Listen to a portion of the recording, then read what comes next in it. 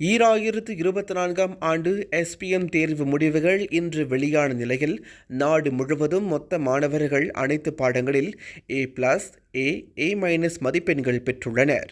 கடந்த ஆண்டை காட்டிலும் இந்த ஆண்டு அனைத்து பாடங்களிலும் A+, A மதிப்பெண்கள் பெற்ற மாணவர்களின் எண்ணிக்கை 3.7 விழுக்காடு அதிகரித்துள்ளது. 11,713 மாணவர்கள் மட்டுமே கடந்த ஆண்டு அனைத்து பாடங்களிலும் A+, A மதிப்பெண்கள் பெற்றனர்.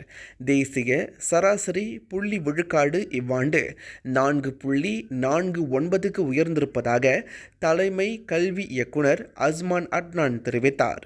மேலும் அனைத்து பாடங்களிலும் குறைந்தது C மதிப்பெண் பெற்றவர்களின் எண்ணிக்கையும் அதிகரித்துள்ளது.